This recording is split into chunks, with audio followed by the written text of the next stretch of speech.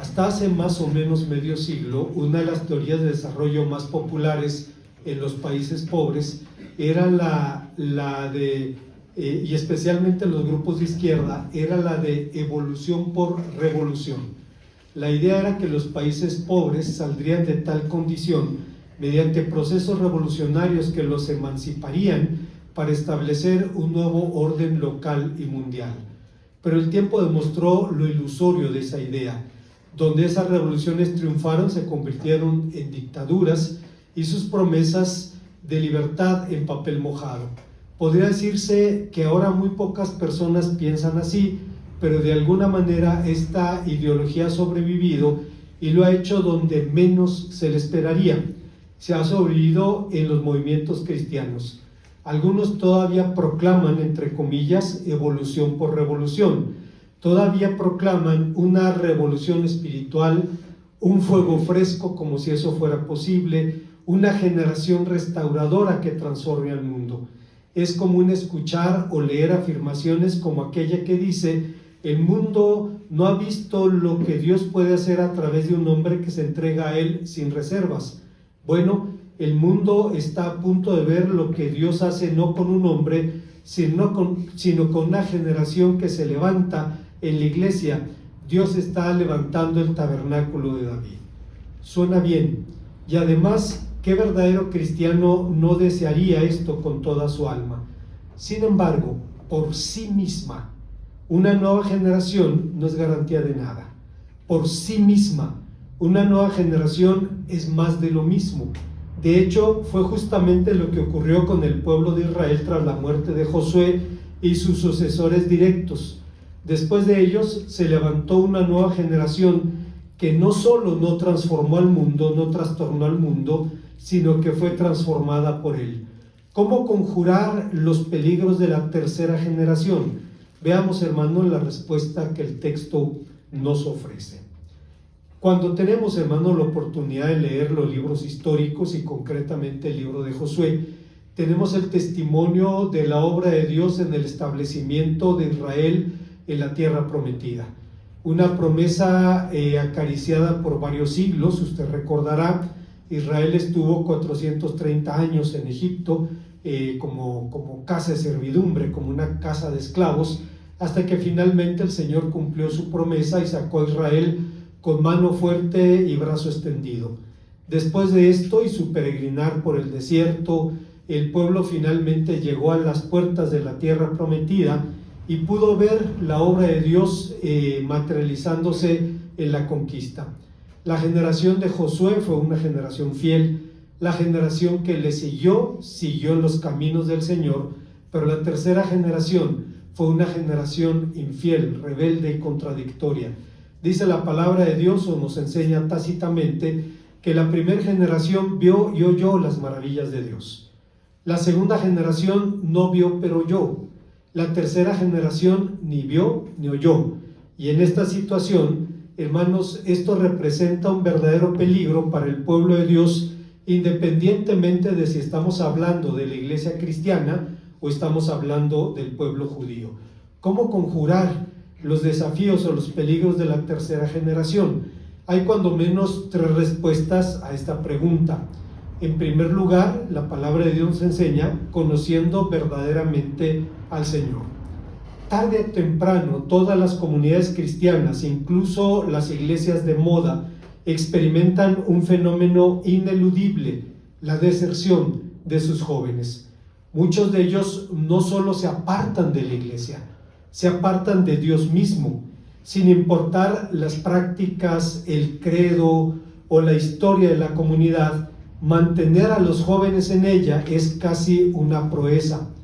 A decir de los propios desertores, algunas de las causas de sus salidas son liturgias y prácticas anticuadas o que ellos ven anticuadas, grupos centrados en la organización y no en las personas, nuestras incoherencias como adulto, falta de relaciones significativas dentro del grupo, la seducción de otros estilos de vida, etc. Para complicar el panorama, muchos ministerios juveniles que se esfuerzan por ser hip y por ser cool se vuelven rápidamente irrelevantes cuando los adolescentes entran en las crisis de la vida. Hace algunos años, hermanos, y esto es una situación muy triste, 2 consejeros de los embajadores del rey en una ciudad del norte de México estaban discutiendo sobre el desarrollo de sus grupos, de los grupos a los que habían aconsejado. Y uno le dice al otro: ahí están los resultados de tu trabajo como consejero con los embajadores del rey. Muchos de ellos los mataron en Centroamérica por andar de guerrilleros. Entonces el otro le contestó: pues siquiera murieron como hombres, no como los tuyos que se murieron de sida. Hermanos, esto era cierto. No es broma y no es gracioso, es una situación trágica. El que niños crezcan en la iglesia, reciban formación y terminen combatiendo la guerrilla en Centroamérica, o terminen con estilos de vida que los hacen particularmente vulnerables al síndrome de inmunodeficiencia adquirida, pues es una verdadera tragedia. ¿Suena cómico? No lo es. Gracias, hermano Ramón. Es demasiado serio como para reírnos. Aún así, basados en su fe pseudofilosófica, de la que pueden estar conscientes o no, algunos piensan que trastornar a la iglesia es la única forma de asegurar el futuro. Afirman que hay que romper con cualquier cosa que evoque el pasado y que del conflicto entre las viejas y las nuevas maneras de hacer las cosas tiene que surgir necesariamente algo mejor. Otros ven al Espíritu Santo como el nuevo juguete de la iglesia, lo que da lugar a toda clase de excesos. Pero cuidado, hermanos, no debemos olvidar que el primer trabajo del Espíritu Santo fue trastornar el caos en orden y no lo contrario. Cuando alguien llega y trastorna una iglesia y luego responsabiliza al Espíritu Santo, por eso tiene que ver lo que la palabra de Dios enseña. Pero la Biblia no enseña nada de eso respecto a estas revoluciones. Esta es una creencia o en la evolución o en la lucha de contrarios, pero la experiencia nos enseña que no debemos tratar de transformar a la iglesia con filosofías humanas, porque el precio que se paga es demasiado alto. Un brillante autor católico advirtió los peligros del sincretismo, de la mezcla entre la filosofía humana y la revelación divina.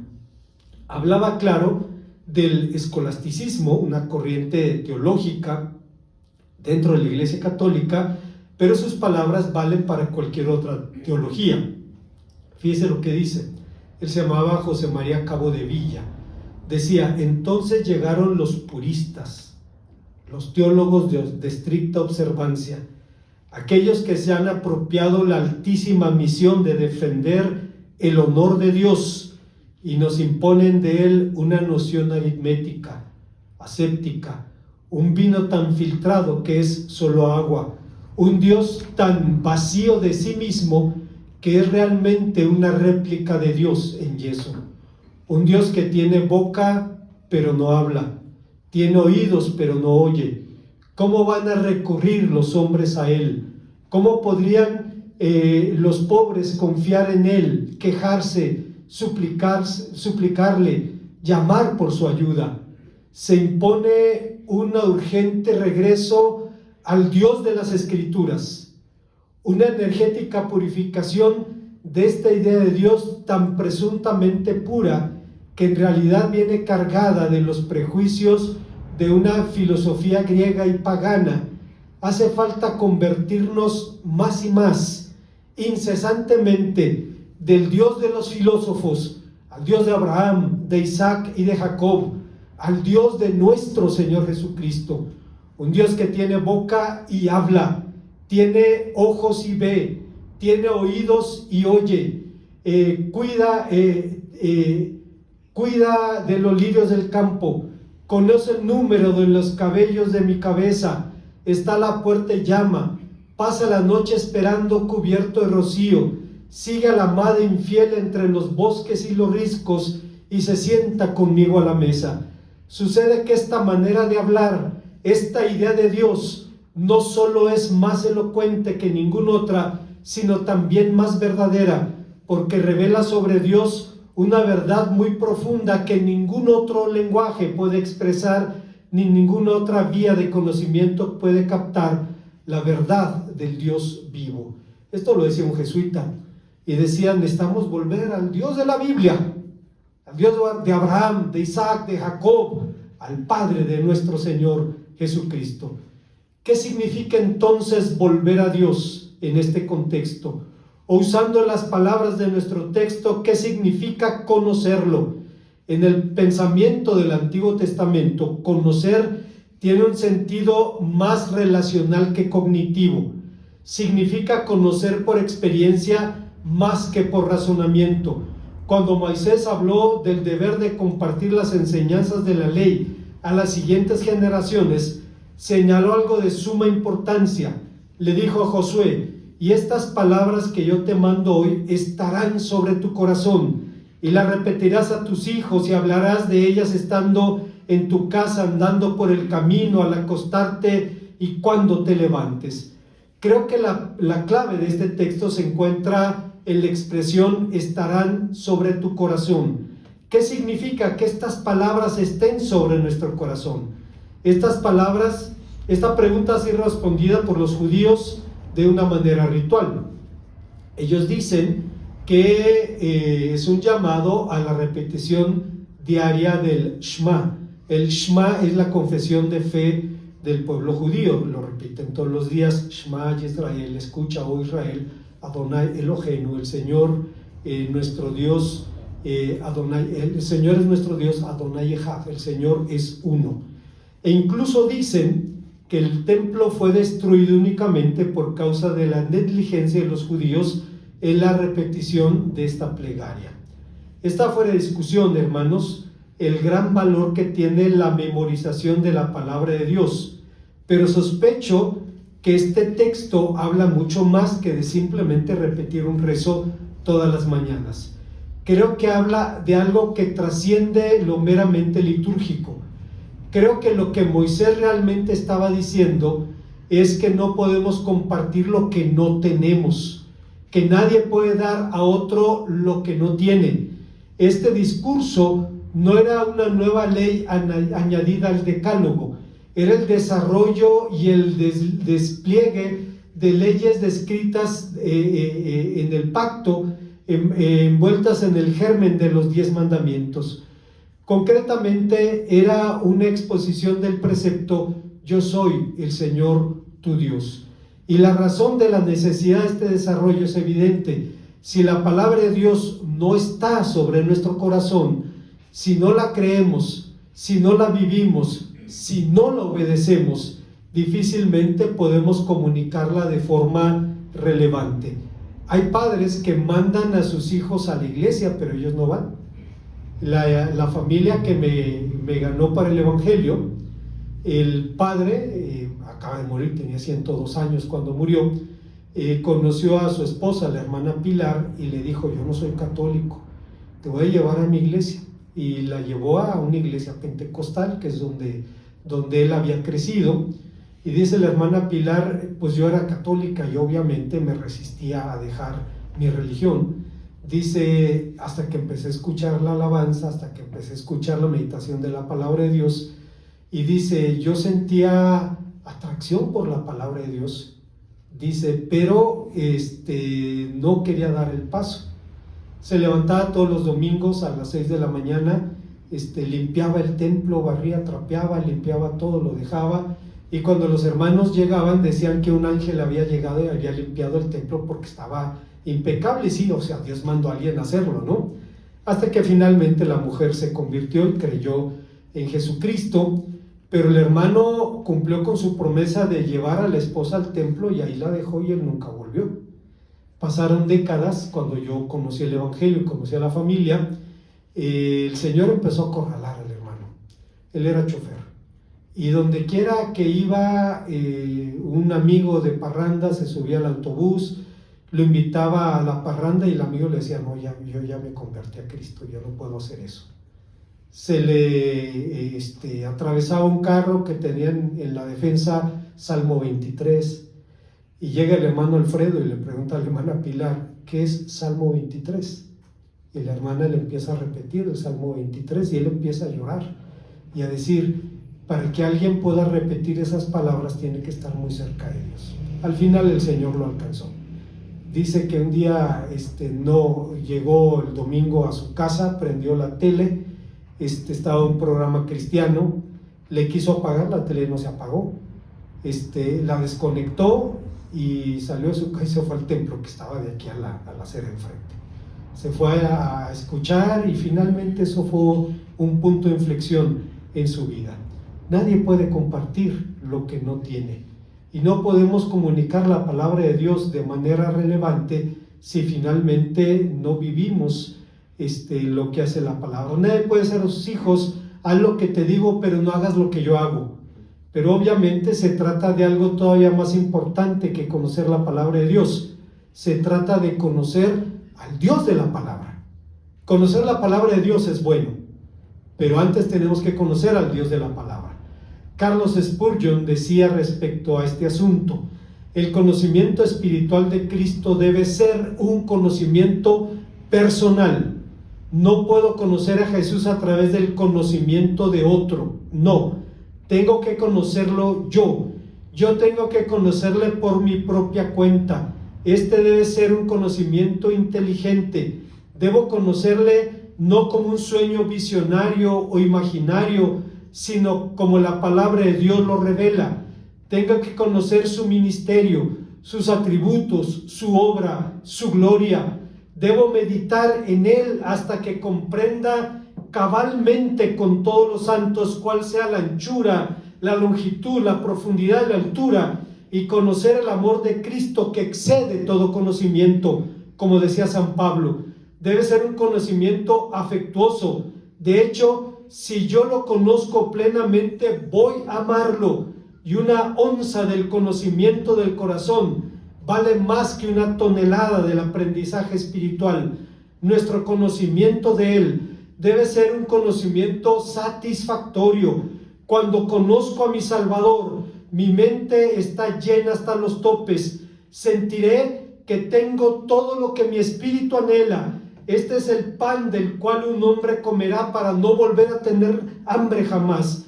Al mismo tiempo, conocerlo será un conocimiento apasionante. Cuanto más conozco a mi amado, cuanto más querré saber de él. Cuanto más escale más alto, más aún lo haré y anhelaré hacerlo. Al igual que el tesoro del avaro, mi oro me hará ambicionarlo más.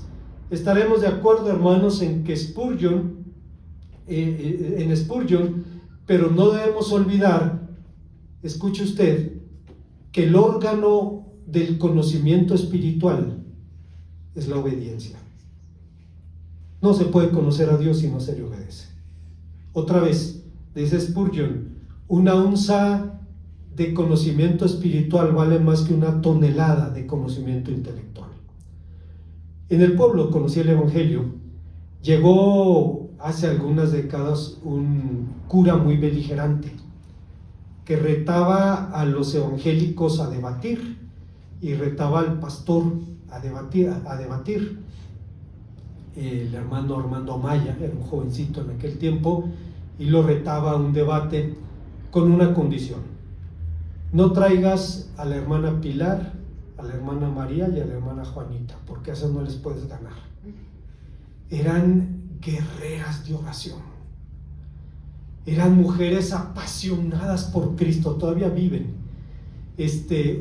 Una murió, una de ellas murió, pero mujeres a las que no les podías ganar, porque nunca te iban a hablar de oídas y nunca te iban a hablar de teorías y nunca te iban a hablar de conceptos, te iban a hablar de su vida en Cristo, y eso no podías cuestionarlo. En suma, la experiencia nos enseña que en cada generación el abandono de la fe por los jóvenes es una realidad.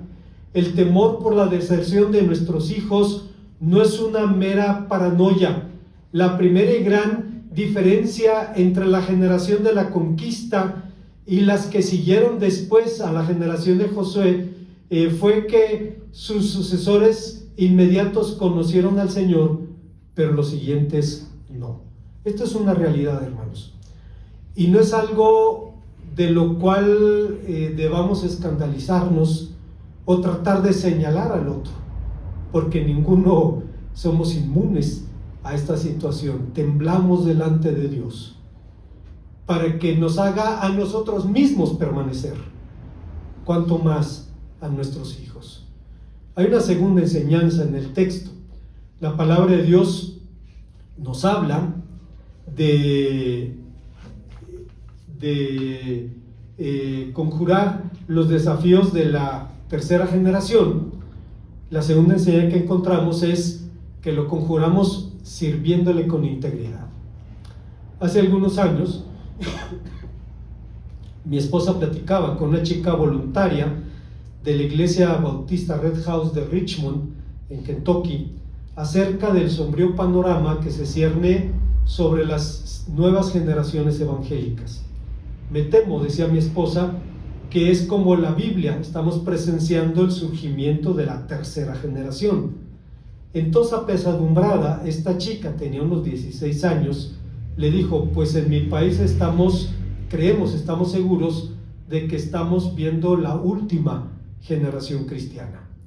Hermanos, en Estados Unidos, en 10 años, 40 millones de personas dejaron de ir a la iglesia. Afortunadamente no se ha sentido, porque hay 40 millones de hispanos ocupando ese lugar. Hoy en día en las iglesias anglosajonas saben: si quieres crecer, haz obra hispana. Los afroamericanos no quieren oír, los indios nunca han querido oír por lo que les hicieron. Los blancos están hartos de escuchar el evangelio, pero nosotros tenemos hambre y sed de Cristo.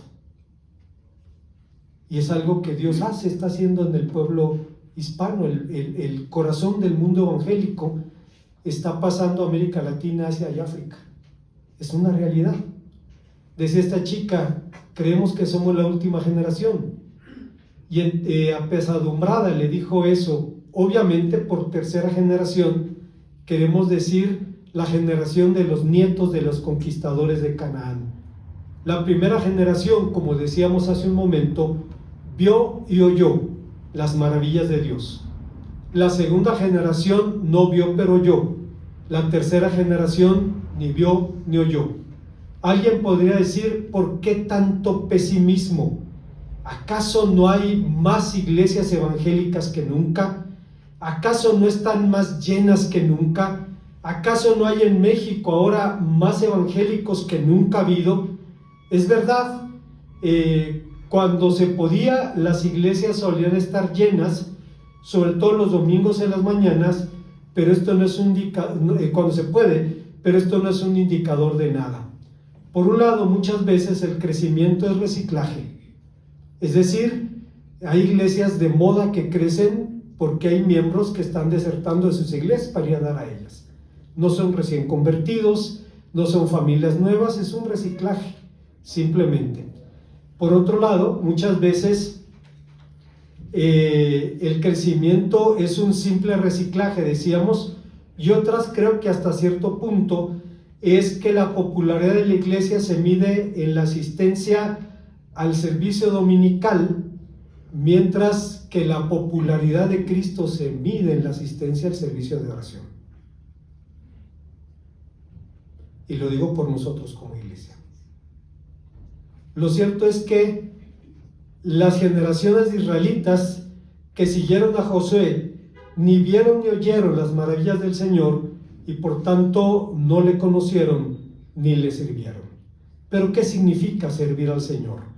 Como señalamos en otras ocasiones, en el Antiguo Testamento servir tiene un sentido diferente al término español. Servir es un concepto más relacional que funcional. No describe actos de asistencia personal, no tiene un sentido propiamente ministerial, ni describe tampoco los actos del culto.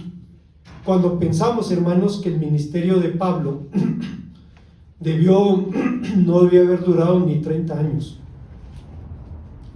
Hoy día cualquiera de nosotros rebasa hasta el doble del tiempo del ministerio de Pablo, no con los mismos frutos. No con los mismos frutos. Pero aun cuando decimos tiene 40 años de servicio, en la Biblia servir no significa eso. Aunque en la Biblia se llama servicio al culto, ni el servicio ni el culto son algo esencialmente litúrgico. Servir significa optar por el Señor, reconocerlo como Dios, declararlo la razón y la meta del culto y de la vida. Pero regresando a nuestro texto, se piensa que Josué nació en Egipto en la era de la esclavitud. Ni sus padres ni sus abuelos conocieron otra cosa que no fuera la esclavitud. Ese era su negocio familiar. Todos sabían lo que era tener cuerpos sudados, espaldas golpeadas, cuerpos adoloridos y tareas interminables. Sin embargo, bajo el liderazgo de Josué, Dios materializó las promesas del pacto, y aunque la nación conoció las privaciones y la guerra, permaneció fiel al Señor bajo el liderazgo de Josué. Y algo sucedió a la muerte de las 2 generaciones de la conquista. La tercera generación conoció una prosperidad sin precedentes, conoció la bonanza que sus mayores ni siquiera soñaron, ni conoció la esclavitud ni la guerra. Empezaron a cultivar la tierra y por primera vez en siglos sus padres pudieron decir: quiero que mis hijos tengan lo que yo nunca tuve.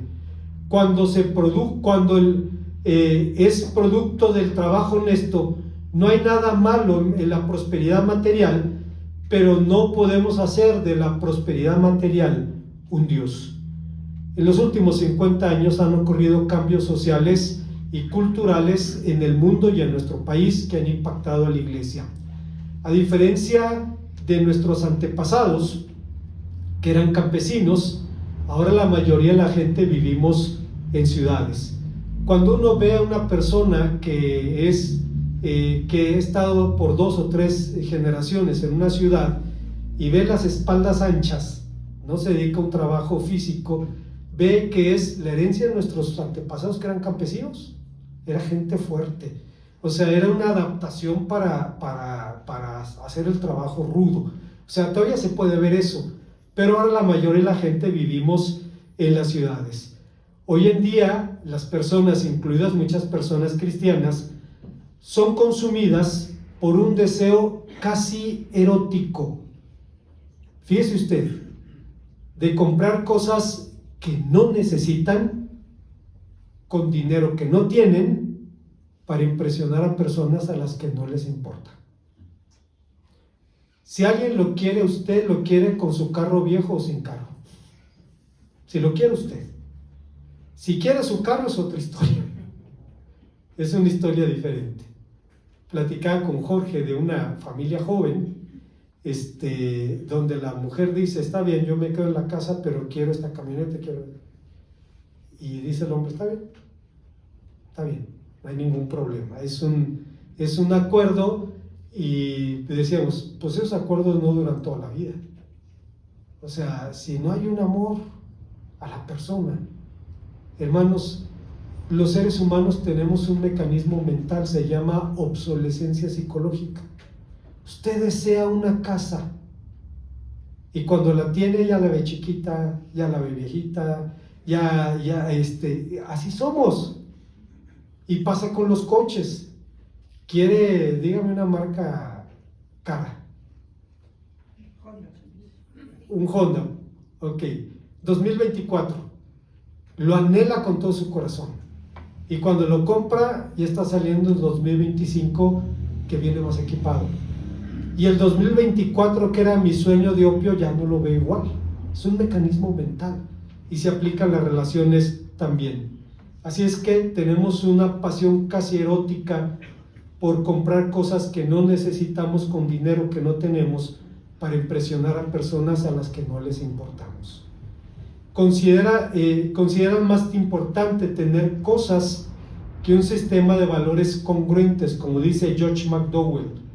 Dice: vemos toda una generación de niños que reciben más influencia de la sociedad que los rodea que de sus padres, de una sociedad llena de ídolos y falsificaciones, una sociedad incapaz de distinguir, escuche usted, entre lo bueno y lo malo, una sociedad que no puede distinguir entre lo humano y lo animal, entre varón y hembra, entre la razón y la locura, entre el arte y la pornografía, y entre el conocimiento y la ignorancia.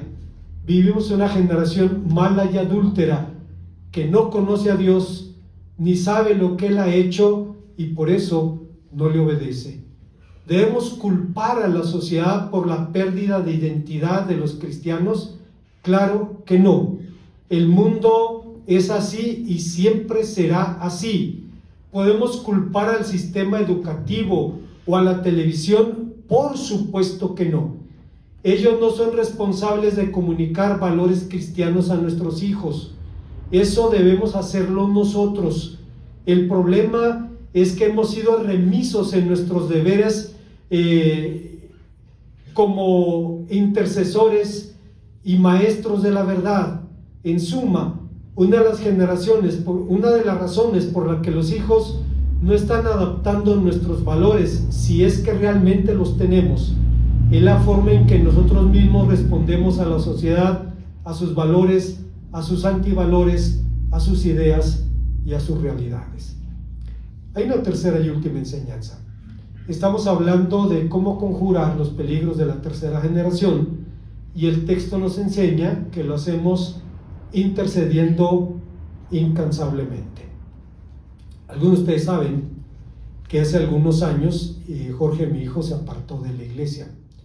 Fueron casi 5 años en los que los hijos de pastor, no es excusa, hermanos, pero los hijos de pastor saben y viven cosas que la mayoría de los jóvenes no viven. Ven el escarnio, el ataque a sus padres, y sus padres decidieron ser siervos y ministros, pero yo no escogí ser hijo de pastor. Y entonces reaccionan a eso, hermanos, se decepcionan, a veces de la iglesia, esperemos que nunca de Dios, y es lo que pasó con Jorge. En ese tiempo, hermanos, todos los días orábamos por él, nunca hablamos con él sobre el asunto, porque no quisimos tratar de convencerlo nosotros.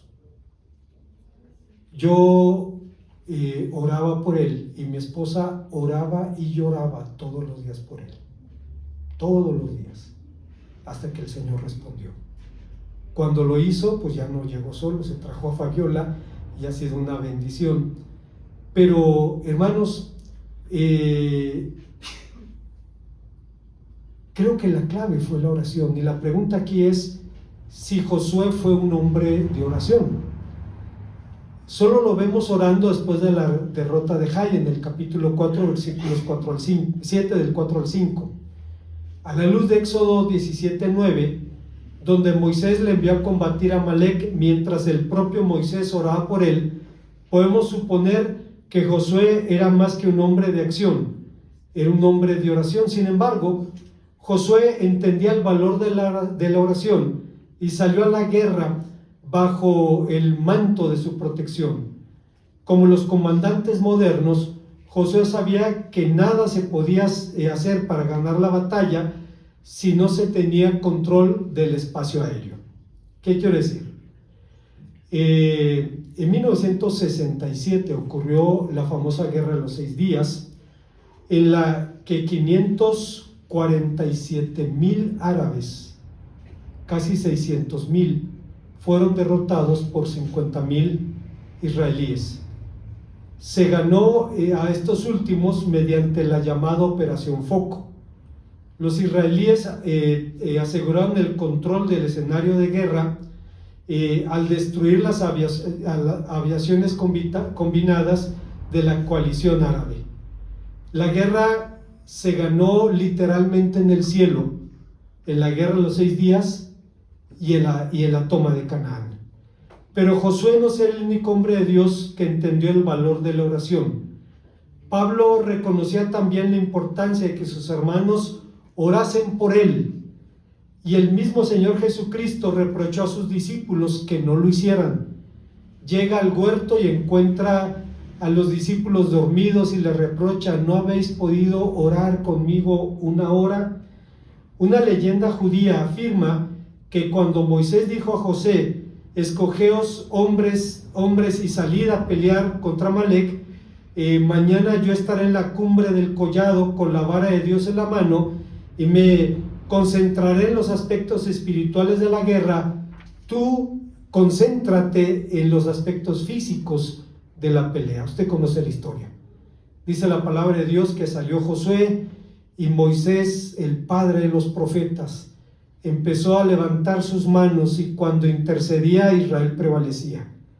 Pero la batalla se prolongaba y el hombre bajaba las manos y prevalecía Amalec.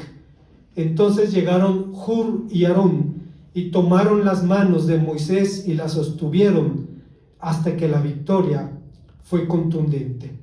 La leyenda dice que con su gran visión espiritual Moisés vio que el ángel del mal descendía a la tierra para ayudar a Amalec y dijo entonces: seguramente veremos una guerra difícil aquí. Obviamente es una leyenda. La Biblia no dice una palabra sobre el asunto, pero a fin de cuentas, Martin Lloyd-Jones dice, escuche usted, todos los problemas de los cristianos son espirituales. No. Mi problema es físico, tengo una enfermedad. Mi problema es económico, tengo una necesidad. Mi problema es relacional, dice Martin Lloyd-Jones. Todos los problemas de los cristianos son espirituales. ¿Por qué? Porque pasan a través de Cristo. Si usted recuerda, Bonhoeffer decía que a partir de Cristo todas las relaciones del cristiano deben ser indirectas. Pero mi esposa, sí, una relación directa a través de Cristo. Porque es a través de Cristo como puedo amar, como Cristo ama. Por mí mismo no puedo. Con el trabajo, con la enfermedad, es a través de Cristo.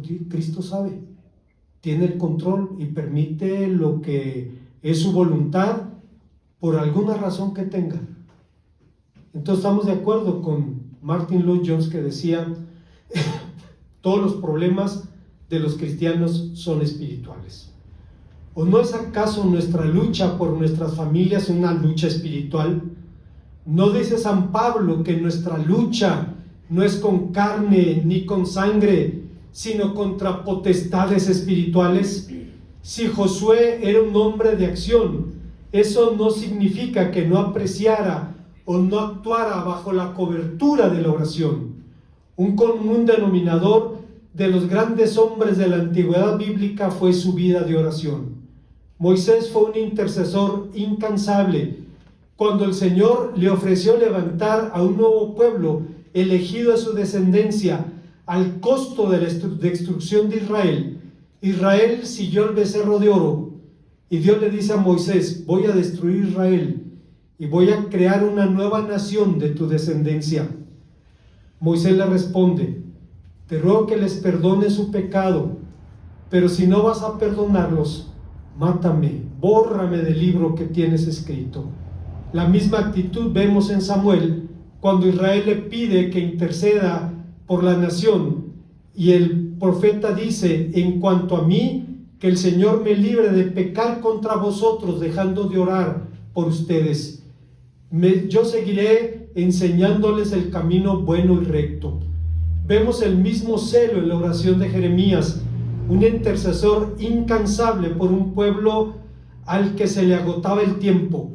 En su oración, Jeremías asumió el pecado del pueblo como propio, se identificó con la nación, se puso en los zapatos de Israel, clamó por la misericordia divina diciendo: aunque nos acusen nuestras culpas, haz algo, Señor, para honrar tu nombre.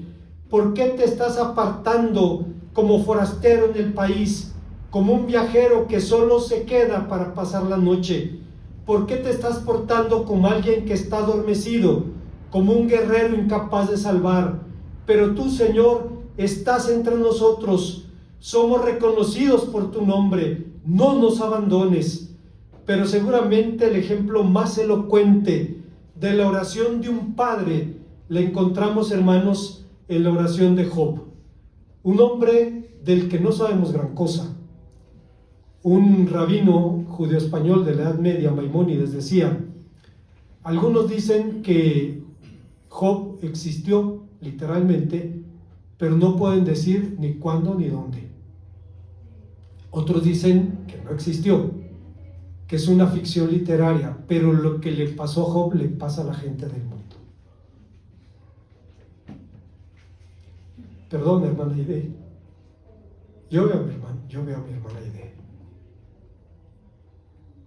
Una tras otra, crisis, sus padres, sus hermanos, su propia salud. Y si no confiáramos en Dios, diríamos que mala suerte. Pero creemos un Dios que tiene todas las cosas en sus manos y se glorifica y nos usa y nos bendice para hacer bendición. El mejor ejemplo lo tenemos en la intercesión de Job por sus hijos. Y sucedía que cuando los días del banquete habían pasado, Job enviaba a buscarlos y los santificaba, levantándose temprano, ofreciendo holocaustos conforme al número de ellos, porque Job decía: quizá mis hijos hayan pecado hoy y maldecido a Dios en sus corazones. Y así hacía Job siempre. Analizando este texto descubrimos cuando menos 3 elementos importantes en la oración de un padre. Primero, era una oración específica. Su familia ocupaba un tiempo importante de su oración. Oraba por nombre, por cada uno de sus hijos, específicamente por su vida espiritual. No pedía prosperidad, riquezas materiales para ellos, pedía para ellos riquezas espirituales. 2, era una intercesión diaria. No era una oración casual o apagafuegos, era una oración constante. No era una oración como la que hacemos de cuando en cuando por los alimentos. Gracias por estos alimentos en nombre de Cristo vamos a comer. No, era una oración consciente. Y 3, era una oración fervorosa. Se levantaba muy temprano, cada mañana, para poner a sus hijos delante de Dios. Bien decía Matthew Henry de esta clase de intercesor: era perseverante en sus funciones sacerdotales. Los actos de fe y de arrepentimiento han de renovarse con mucha frecuencia, porque con mucha frecuencia renovamos nuestras transgresiones.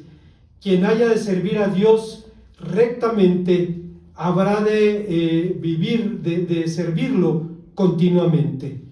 Y ahí está la oración del viejo pidiendo por sus hijos. Seguramente fue la oración por la que Carlos Spurgeon dijo también en alguna ocasión: ¿ora usted por otras personas? ¿Cree que toma suficiente tiempo para orar por sus hijos, su iglesia, su vecindario, el mundo perdido, como debiera orar? Si usted no lo ha hecho, yo no. Y escribo esto como el más grande pecador ante el Maestro, para hacer confesión de mi pecado, y mientras exhorto a practicar lo que indudablemente es un noble privilegio, principalmente exhortándome a mí mismo. ¿Cómo puedo pagar la deuda que tengo con la iglesia a menos que ore por otros? ¿Cómo se convirtió usted? Fue porque alguien oró por usted. Al pensar en las oraciones de mi madre por medio del Espíritu de Dios, creo que el Señor oyó los fervientes ruegos que yo sabía que hacía por mí. Tal vez alguien oró por usted cuando era un bebé y dormía en su cuna, y las oraciones de su madre se convirtieron, cayeron sobre su sien, convirtiéndose en su verdadero bautismo cristiano cuando todavía era pequeño. Tal vez usted es un marido que debe su conversión a su esposa. tal vez fueron las oraciones de una hermana, de una maestra de la escuela dominical. Si por la oración de otros usted y yo fuimos llevados a Cristo, ¿de qué otra forma podemos pagar esa bondad cristiana sino orando por otros?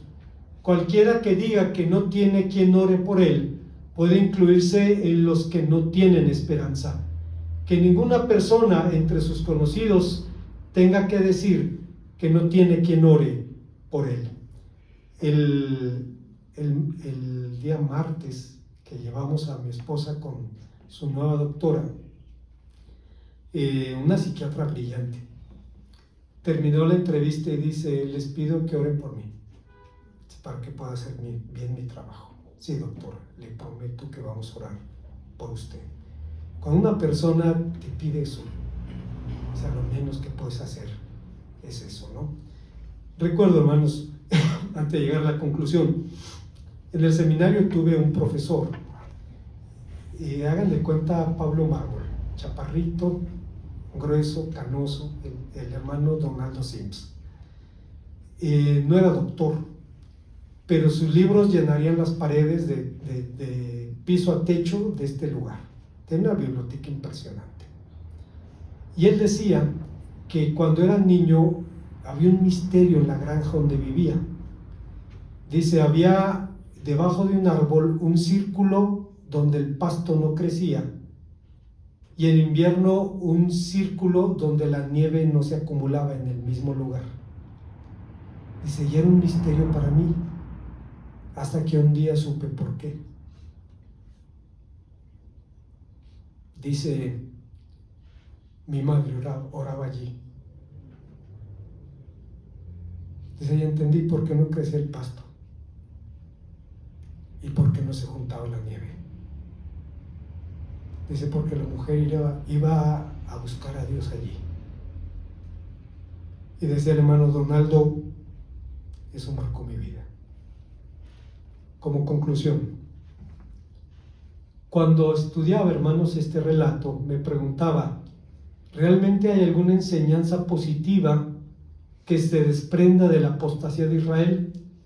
Una respuesta rápida sería que, por definición, podemos aprender de los errores y los aciertos de los hombres de la Biblia.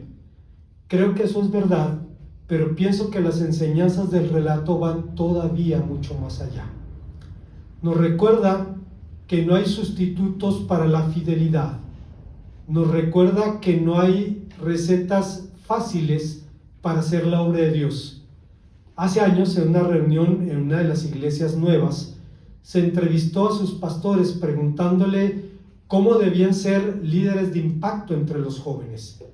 Y hubo varias respuestas de los pastores jóvenes. Debemos ser genuinos, debemos hablar como habla la gente de fuera. Si en las calles dicen, por ejemplo, perdón, está cañón, pues tienes que decirlo también para que la gente entienda lo que estás diciendo. Si la gente dice, no manches, pues puedes usarlo en el púlpito también. Debemos ser frescos. Entonces, el pastor fundador de ese movimiento, un pastor maduro, dijo, nuestro problema es justamente ese, que hemos creído que podemos ganar al mundo imitándolo. Si el mundo hace conciertos, hay que hacer conciertos. Si las estrellas del mundo se tatúan, los pastores de jóvenes deben tatuarse también y hacer alarde de sus tatuajes. Pero el mundo se burla de esto. ¿Cómo podremos ganar al mundo actuando así? Pues, hermanos, esto es una realidad. Digo, cada quien es responsable delante de Dios por lo que hace con su cuerpo, ¿no? Pero la pregunta es la razón por la que lo hace. Hay gente que sí vivió una vida de perdición, andaba tatuado, pero un pastor que lo haga ¿para qué? ¿Para qué? El hombre dio en el blanco. La transformación de la iglesia que todos anhelamos y por la que estamos orando no puede realizarse imitando al mundo, tampoco siguiendo consciente o inconscientemente conceptos darwinianos como el supuesto de que la evolución de los grupos cristianos resolverá por sí misma todos los desafíos. La idea de que la Iglesia debe pasar por una suerte de lucha de contrarios, conservadores y liberales, para que automáticamente surja algo nuevo, la Biblia no enseña eso. La Biblia enseña que la obra de Dios debe hacerse bajo la dirección, con los criterios y con los recursos de Dios. Es una guerra de la que Carlos Spurgeon decía: no podemos cargar los cañones de Dios con la pólvora del diablo. Así que, por sí misma, una nueva generación no es garantía de nada. Es más, por sí misma, una nueva generación es más de lo mismo. ¿Cómo evitar entonces los peligros de la disolución al que estamos expuestos todas las generaciones cristianas? Creo que el testimonio de la generación de Josué responde a esta pregunta: conociendo al Dios verdadero, sirviéndole con integridad y orando sin cesar por nuestros hijos. Creo que todos estamos de acuerdo en la necesidad de una renovación espiritual en la Iglesia de Dios, de un verdadero avivamiento, pero de una renovación que venga de Dios, de un avivamiento que empiece primero en el corazón de cada uno de nosotros, de una obra sobrenatural que emane de la comunión verdadera con Cristo.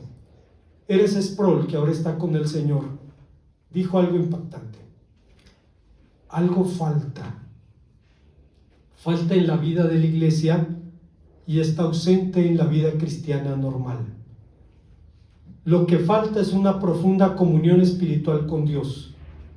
La adoración nos satisface a muchos y la sensación de la ausencia de Dios en lugar de la sensación vital de su presencia marca muy a menudo la vida cristiana. En lo profundo de nuestra alma existe un lugar que está hambriento y no se sacia.